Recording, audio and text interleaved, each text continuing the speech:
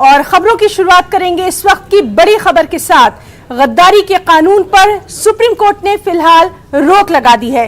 इस कानून पर नजरसानी होने तक सुप्रीम कोर्ट ने रोक लगाई है। इतना ही नहीं, अदालत ने यह भी कहा है कि दफा 124(a) के तहत कोई नया मुकदमा दर्ज न किया जाए।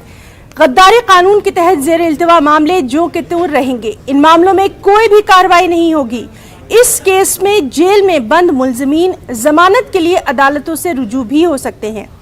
दफा 124(a) की आईनी हैसियत को चैलेंज करने वाली अर्जी पर समाअत के दौरान हुकूमत का मौक़िफ़ पेश करते हुए सॉलिसिटर जनरल तुषार मेहता ने कहा कि इस कानून पर रोक न लगाई जाए, ये दुरुस्त तरीक़ेकार नहीं होगा। उन्होंने एसपी या इससे आला ऑफिसर की मंजूरी के बाद गद्दारी की दफात के तहत FIR दर्ज करने की बात भी कही। मुकदमा दर्ज करने की हिमायत में पुलिस अफसरान माकूल वजूहात भी कलमबंद करेंगे। Very well. Now, with the matter coming up to the court wanted to examine it, and now the government has, of course, said that it will re-examine it. But while a matter is under re-examination, whether it should be stayed or not is a very big moot point, because ultimately it puts to naught a valid piece of legislation. Ultimately, if something is revised for whatever reasons, that's another matter. But generally, the practice has not been as such. And I will, for example, let me talk to you about triple talaq. Now, when triple talaq was under consideration by the court, it is not as if the proceedings had been stayed or any action had been taken or any directions given. So normally it would be better for time to wait as far as the petition is concerned or the judgment is concerned or the issues concerned of the government reconsidering, because it will create so much confusion. You have matters which are pending. What will happen to those matters? What will happen to people who are in jail? What will happen to people who have bail? What will happen to cases where there is multiple charges of 124(a) and other charges? I mean, there will be chaos. So normally the traditional situation has been possibly not to consider passing any kind of orders or directions in the meantime. Finally, whatever happens, of course, it's another matter. Well, it seems that the Supreme Court has left that up to the district courts, and that will again create, as I mentioned, some anxiety and some confusion, because there is no universal statement as such or universal direction by the court to say do it in this fashion or that fashion. So if discretion is to be exercised, in what manner the discretion will be exercised is a very big question mark. And that is the reason I say that normally in such matters it would be better to wait for the reconsideration or the judgment of the court before any such orders may be. देखिए, जो order अभी सामने सुनने में आया है कि साहब सेक्शन 124 की 124(a) की एप्लीकेशन पे स्टे लगा दिया है। इसका मतलब ये है कि जो 528 जो स्टेट प्रोसिक्यूशंस हैं सेडिशन के लिए, उनमें जितने भी डेटिन्यूज हैं उनकी इमीडिएटली इंटरिम बेल अदालतें दे देनी चाहिए, क्योंकि जब प्रोविजन पे ही स्टे लग गया तो एक्यूज्ड कस्टडी में क्यों रहे। तो ये कदम इमीडिएटली जो है उठाने चाहिए, और जहां जहां मुल्जिमों के केस हैं, चाहे हाई कोर्ट में अपील में है या ट्रायल कोर्ट में है, उनको इमीडिएटली आज शाम तक या जैसे कल शाम तक इन सारे एक्यूज लोगों को इंटरिम बेल देके मुचल के लेके छोड़ देना चाहिए, जब तक सुप्रीम कोर्ट इस इशू को सेटल करे। जहां तक हमारा मानना है, हम कई सालों से अदालतों में इस बात की बहस कर रहे थे, पब्लिक में बहस कर रहे थे, आपके समक्ष बहस कर रहे थे कि साहब जो सेडिशन का लॉ बनाया गया, ये अंग्रेजों द्वारा बनाया गया कि साहब जो आजादी से पहले आजादी का नारा लग रहा था, और साहब देश को आजाद करने के लिए जो लोग काम कर रहे थे, जो लोग लेख लिख रहे थे, चाहे वो मीडिया में हो, चाहे वो प्रिंट में हो, चाहे वकील हो, चाहे पब्लिक स्पीकर्स हो या पॉलिटिशियंस हो, ये उनको दबाने के लिए कानून बनाया गया था। ये हमारा दुर्भाग्य है कि आजादी के बाद में और कॉन्स्टिट्यूशन के आने के बाद में भी ये गलत कानून जो है IPC में रहा। इस बात को हमें देखना चाहिए कि एक हलफनामे में नरेंद्र मोदी जी की सरकार ने माननीय सुप्रीम कोर्ट के सामने इस बात को रखा कि सरकार इस सेडिशन मामले को, जो प्रावधान है, उसे एक बार फिर देखना चाहती है, और इसको उस संदर्भ से देखना चाहिए कि मोदी जी की सरकार अब भारत के 75वें वर्ष जो स्वतंत्रता का अवसर है उस पर काम चल रहा है। 1500 ऐसे पुराने कानून हैं जिन्हें हटाया गया, जिनकी आवश्यकता नहीं थी, और सरकार जो है निरंतर रूप से, मोदी जी की सरकार इस प्रयास में रहती है कि भारतीयों का फायदा हो, आगे देश बढ़े। इस बात को जब हलफनामे में रखा गया तो माननीय सुप्रीम कोर्ट ने उसे स्वीकार किया है इस बात को, साथ ही साथ यह आदेश दिया है कि और नए केस ऐसे दर्ज ना हो और पुराने जो है वहीं के वहीं कुछ दिन के लिए रुक जाए जब तक ये पूरा विषय देखा जाए। ये भी बिल्कुल उचित ही है क्योंकि कानून की जो प्रक्रिया है वो राज्यों में होती है। इस प्रावधान को लगाने का जो अधिकार है वो भी राज्यों के पास है, राज्य पुलिस के पास है, और इसीलिए अब हर राज्य पर यह मान्य हो जाएगा। और पूर्ण रूप से देखें, ये बहुत एक सकारात्मक सोच है जो सरकार की तरफ से पेशकश हुई और माननीय सुप्रीम कोर्ट की तरफ से इसे स्वीकारा गया है। There are things which is called Lakshman Rekha. All the organs of the state must respect each other and also to practice our respect in letter and spirit. Whatever we say, whatever we do, we have to ensure that we respect the provisions of the Constitution of India as well as all the existing laws. What are the options right now before the government now that the court has gone ahead, despite your affidavit, gone ahead and blocked the law? I have not seen the report or I have not heard the judgment yet. I am coming out of the program right now. Thank you.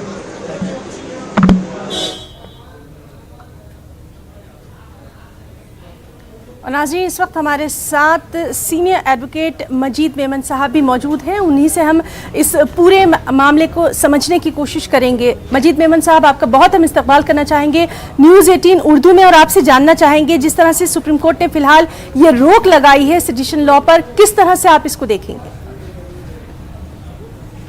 देखिए, ये कानून जो है British के ज़माने में बनाया गया था जब आज़ादी की लड़ाई अपने उरूज पर थी, और इसका मकसद सिर्फ यही था कि ब्रिटिश के तख्ता पलटने के लिए अगर कोई कार्रवाई करता है तो उस पर इसके कानून लागू किए जाएं। और आज़ादी के बाद और आइन के आ जाने के बाद इस कानून की कोई जरूरत नहीं थी, लेकिन पिछले 70-75 साल में आज़ादी के बाद हमने इस कानून को भुगता है जी। पिछले कुछ दिनों में ये देखा जा रहा है कि इस कानून का बहुत ही ज्यादा नाजायज इस्तेमाल किया जा रहा है सरकारों की तरफ से, चाहे वो मरकज की सरकार हो या फिर रियासतों की सरकार हो। और इस पर सियासी तरीके से इसका गैर इस्तेमाल जब होता है तो इससे शहरियों के लिए एक खतरा सा हो जाता है और आज़ादी खतरे में आ जाती है, और आइन की जो दूसरे हुकूक हैं वो पामाल हो रहे हैं, और इसके दुरुपयोग की वजह से, इसको नाजायज इस्तेमाल करने की वजह से बहुत ही ज्यादा लोगों में इख्तलाफ पैदा हुआ है। सुप्रीम कोर्ट ने काफी समय से ये बात कही है कि इस कानून के बारे में दोबारा गौर करने की जरूरत है। आज से 60 साल पहले 1962 में जी सर 1962 में इस कानून को 1962 में फैसले के जरिए नजरसानी सुप्रीम कोर्ट ने की थी, और अब मैं समझता हूँ कि सुप्रीम कोर्ट का भी ये मानना है कि इस कानून की जरूरत नहीं है। सरकार ने पहले तो कुछ थोड़ा सा हिचकिचाहट बताई कि इस कानून को उस पर नजरसानी करने की कोई जरूरत नहीं है। उसके बाद फिर सुप्रीम कोर्ट में उन्होंने कहा कि आप इसे लार्जर बेंच के सामने इस पर अपना ख्याल न करें, बल्कि हम खुद इस पर गौर करेंगे। अब इसके बाद भी चीफ जस्टिस का बहुत वाजिब है ये कहना कि अगर सरकार ये कहती है कि हम खुद इसको देखेंगे, वो कब तक देखेगी? उसके लिए वक्त की मियाद तय होनी चाहिए, वरना वो तो टाल मटोल करके काफी अरसा गुजरेगा और उस दौरान ये जो इसका गलत इस्तेमाल है वो बरकरार रहेगा। तो सुप्रीम कोर्ट का ये मानना है कि जब तक कि आप इसे रिव्यू नहीं करेगी सरकार, तब तक के इस कानून को सस्पेंड कर दिया जाए। और मैं समझता हूँ कि और जितने गिरफ्तारियां बंद हों, क्योंकि हमने देखा कि हिंदुस्तान में कई जर्नलिस्ट, एक्टिविस्ट, लॉयर्स, इन सबको इसका शिकार बनाया गया है। तो ये अच्छा एक कदम होगा कि इसको स्टे कर दिया जाए और सरकार को इस पर गौर करके इस कानून को, हम लोगों का ये मानना है कि कानून की बिल्कुल जरूरत नहीं। जी मजीद मेमन साहब, आपका बहुत बहुत शुक्रिया अदा करना चाहेंगे इस तमाम तर तफसीली जानकारी के लिए, तफसीली बातचीत के लिए। तो नाज़रीन, ये थे हमारे साथ सीनियर एडवोकेट मजीद मेमन साहब, जिनका साफ तौर पर कहना था कि गद्दारी के कानून पर सुप्रीम कोर्ट ने फिलहाल जो रोक लगाई है वो बिल्कुल ठीक है, इस पर मजीद गौर व खौस करने की ज़रूरत है। खबरों में आगे बढ़ेंगे। till such time as the government completes the review process. I think this is a happy and a welcome development for all lovers of human rights in the country. I would like to state that the only idea that has received universal acceptance in our age is the idea of respect for human rights. And since 124A was trenching on those rights, the Supreme Court, as custodian of the people's rights, has passed a very welcome and a historic order. Supreme court ने जब तक ED examine नहीं हो जाता है तब तक साफ साफ केंद्र सरकार से कहा है कि इसके तहत मुकदमे दर्ज नहीं हो सकते। मैं समझता हूँ बहुत उचित फैसला सुप्रीम कोर्ट ने लिया है। सुप्रीम कोर्ट मानव अधिकारों का गारंटर है इस देश में, और मैं समझता हूँ कि देशवासियों की यही उपेक्षा थी सुप्रीम कोर्ट से। और क्योंकि केंद्र सरकार ने समय मांगा था इस रिव्यू प्रोसेस को पूरा करने के लिए, उस दौरान इस कानून की इम्प्लीमेंटेशन हो या ना हो, ये एक अहम सवाल था। और क्योंकि इस कानून की वैधता पर तरह तरह के सवाल उठे हैं, और मैं समझता हूँ सही उठे हैं, इसलिए जब तक इस कानून के बारे में कोई अंतिम फैसला नहीं होता, तब तक लोगों के मानव अधिकारों का हनन इस कानून के तहत ना हो, ऐसा ही सुप्रीम कोर्ट ने सुनिश्चित किया है। मैं समझता हूँ देशवासी सुप्रीम कोर्ट का आभार मानेंगे।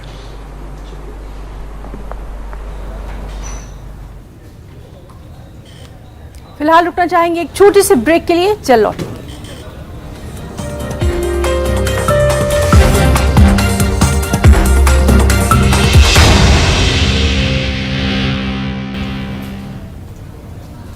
एक और बेहद अहम खबर, समाजवादी पार्टी के सीनियर लीडर और रामपुर से रुकने असेंबली आजम खान की जमानत अर्जी पर समाअत करते हुए सुप्रीम कोर्ट ने अहम तबसरा किया। सुप्रीम कोर्ट ने कहा कि एक केस में जमानत दी गई तो नया मुकदमा दर्ज कर दिया गया। सुप्रीम कोर्ट ने सवाल किया कि ऐसा क्यों हो रहा है। यूपी हुकूमत की तरफ से पेश होने वाले वकील ने कहा कि ये गलतफहमी है, हम इस पर हलफनामा दाखिल करेंगे, जिसकी इजाजत देते हुए अदालत ने केस की समाअत 17 मई तक मुलतवी कर दी।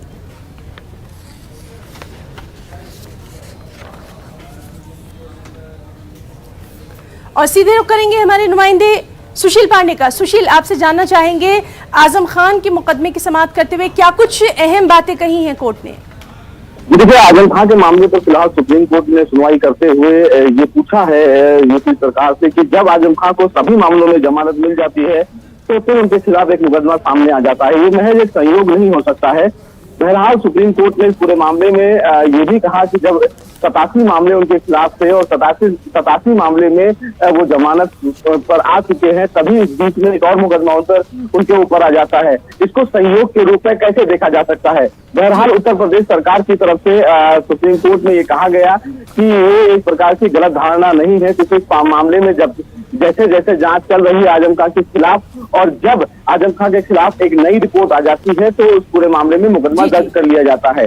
बहरहाल सुप्रीम कोर्ट ने एक कहीं न कहीं एक संयोग की प्रक्रिया पर सवाल जरूर खड़े किए उत्तर प्रदेश सरकार की नीयत पर, लेकिन सुप्रीम कोर्ट ने कहा कि इस पूरे मामले में उत्तर प्रदेश सरकार के द्वारा एक विस्तृत हलफनामा दाखिल किया जाए। सुप्रीम कोर्ट ये देखना चाहता है कि आखिर उत्तर प्रदेश सरकार आजम खान को लेकर किस प्रकार जांच के दायरे को लेकर आगे चल रही है। सुप्रीम कोर्ट ने कहा है कि वो 17 मई को इस पूरे मामले पर दोबारा सुनवाई करेंगे, क्योंकि आज सुनवाई सुप्रीम कोर्ट में हिना इसलिए भी नहीं हो पाई क्योंकि जो वकील सिब्बल हैं, जो आजम खान के वकील हैं, वो देशद्रोह से संबंधित एक मुकदमे में चीफ जस्टिस की कोर्ट में दर्ज थे, लिहाजा सुप्रीम कोर्ट इस पूरे मामले में सुनवाई नहीं कर पाई। लेकिन सुप्रीम कोर्ट ने आजम खान को लेकर एक बड़ी टिप्पणी जरूर कर दी है। जी सुशील, बहुत बहुत शुक्रिया अदा करना चाहेंगे आपका बेहद अहम जानकारी के लिए।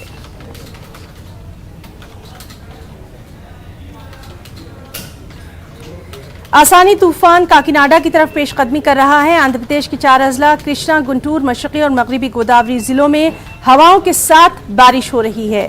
तूफान के सबब एयर एशिया की कई परवाजें मनसूख कर दी गई हैं। ज़राए के मुताबिक एयर इंडिया ने परवाजें मौखर करने या मनसूख करने से मुतालिक अभी कोई हतमी फैसला नहीं लिया है। उधर सीएम जगन मोहन रेड्डी मौजूदा सूरत हाल पर जायजा मीटिंग मुनक्किद कर रहे हैं। उड़ीसा में भी इसके असरात दिखाई दे रहे हैं। मुख्तलिफ अजला में बारिश का अलर्ट जारी कर दिया गया।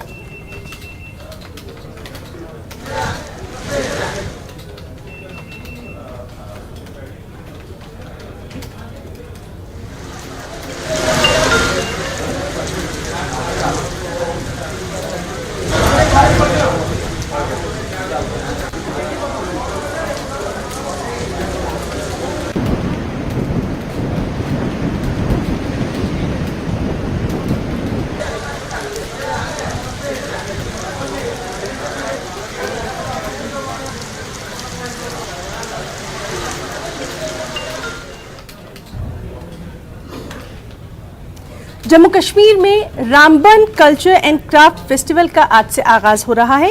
कल्चर एकेडमी और जिला इंतजामिया के इश्तिराक से 11 और 12 मई को जिले के कहूबाग इलाके में इस फेस्टिवल का इनेकाद किया जा रहा है। इस मौके पर कई फनकार अपने अपने फन का मुजाहरा पेश करेंगे।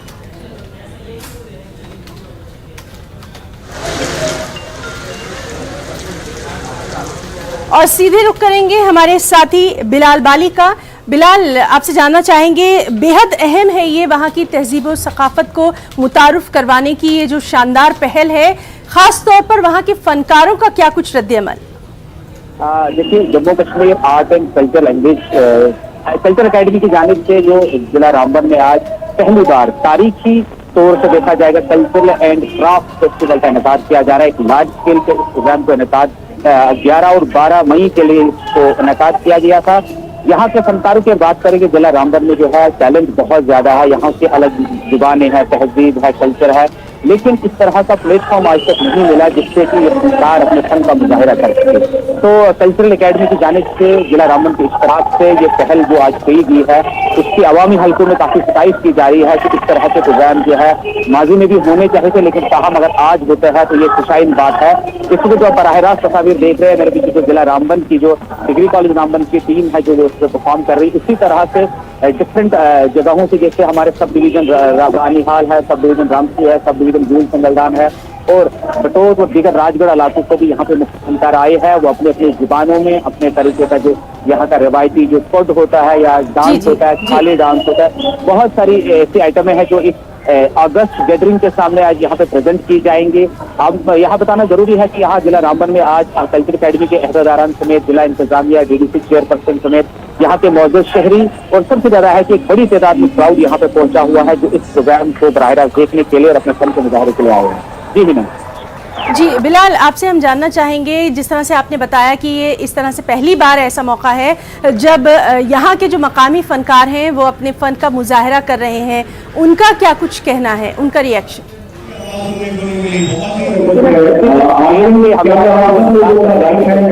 जहाँ पर जाकर वो अपनी परफॉर्मेंस दे और मुजाहिरा करे। यहाँ पर भी प्रोग्राम का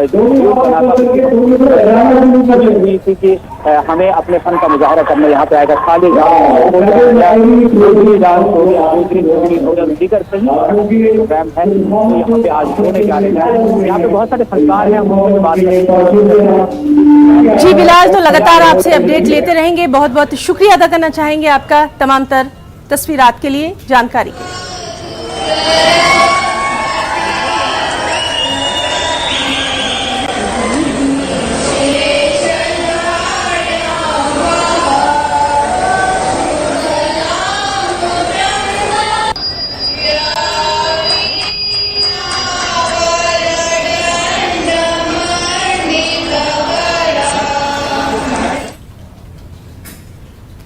दिल्ली में आज भी कई मुकामात पर तजावुजात के खिलाफ एमसीडी की कार्रवाई जारी है। द्वारका, तिलकनगर, लोधी कॉलोनी समेत दीगर मुकामात पर एमसीडी का अमला तजावुजात हटाने में मसरूफ है। उधर दिल्ली में इन्हिदामी कार्रवाई के खिलाफ एहतजाज भी मुनज़्ज़म किए जा रहे हैं। लेफ्ट पार्टियां आज मार्च कर रही हैं।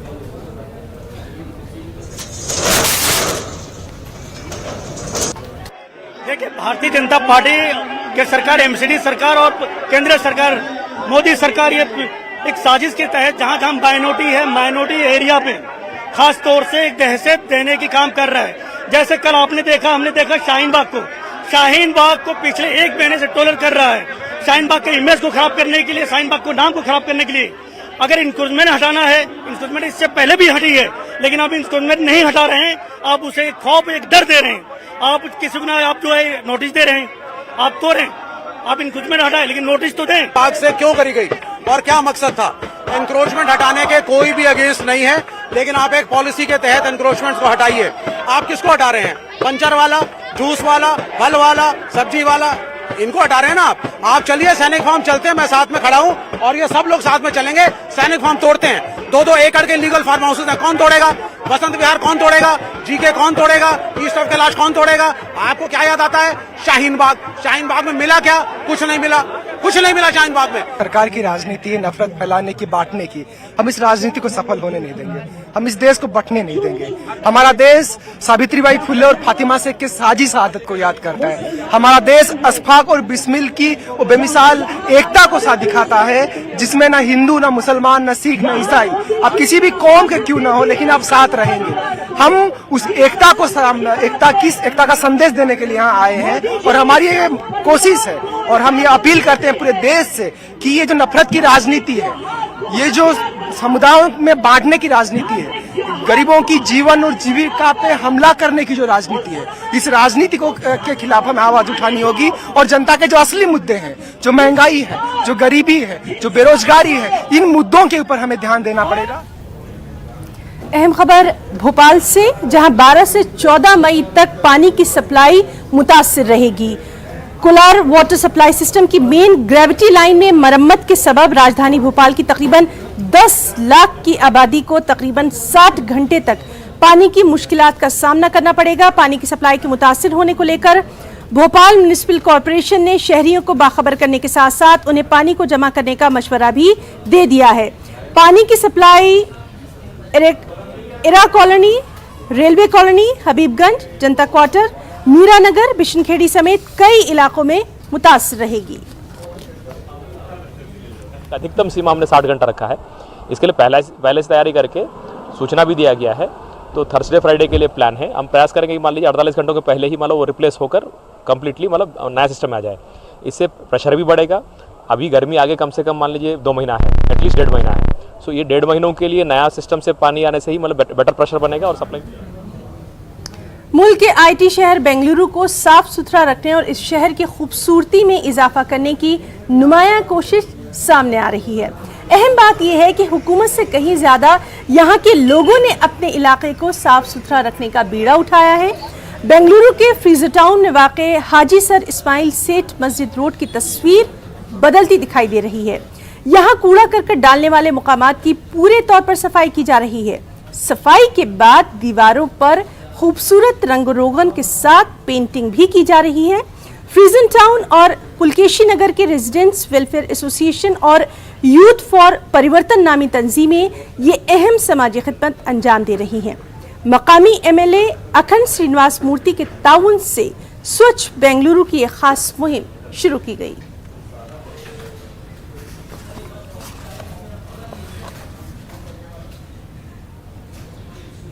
तो न्यूज रूम लाइव में आज के लिए फिलहाल इतना ही। हमारी पूरी टीम को दें इजाजत। आदाब।